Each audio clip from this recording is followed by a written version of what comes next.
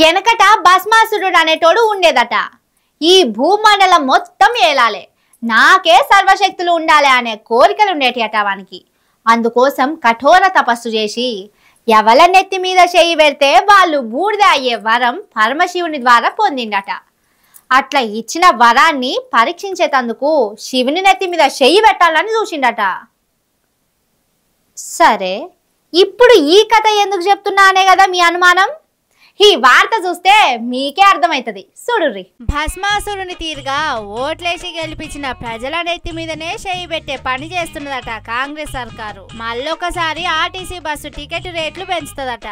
ఇప్పటికే toll plaza ఛార్జీల పేరుతోని ఎన్ని టోల్ గేట్లు వస్తే అన్ని 10 రూపాయలు బస్సు ఎక్కి టికెట్ తీసుకున్నోళ్లే కట్టాలి అని ఛార్జీలు పెంచింది. ఇక ఇప్పుడు కిలోమీటర్ల సర్దుబాటు పేరుతోని ఇంకో 10 రూపాయలు పిండే నిర్ణయం చేయబోతున్నదట.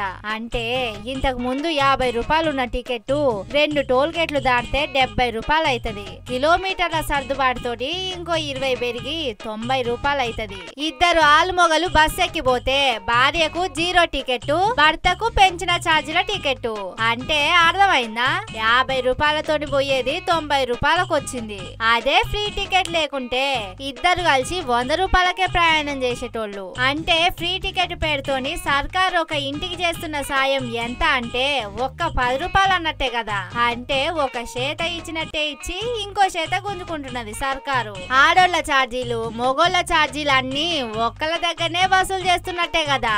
అంటే భస్మాసురుని తీరుగా మన చేతులు మన నెత్తి మీద పెట్టి మనం బూడిదయ్యే పని చేస్తున్నది సర్కారు. కాబట్టి కాంగ్రెస్ ప్రభుత్వం ఇస్తున్న ఫ్రీ బస్సు ఫ్రీ కానే కాదు, మొగోళ్ల జేబులు ఖాళీ చేసే బస్సు, వాళ్ళ ముక్కు విండి వసూలు చేసే బస్సు. ఇప్పటికే బస్సుల్లో ఆడోళ్లు ఎక్కుడు ఎక్కువైతున్నదంటే ఈ ఛార్జీల పెంపుతోని మొగోళ్ళు బస్సుల ప్రయాణాలే చేయరు కావచ్చు. దానికన్నా ఏ రైలు విమానమో ఎక్కిపోవుడు నయం అనేటట్టు చేస్తున్నది సర్కార్ అని అంటున్నారు. తాపకు ఆర్టీసీ బస్సుల ఛార్జీలు పెంచుతున్నది చూస్తున్న తెలంగాణ జనాలు.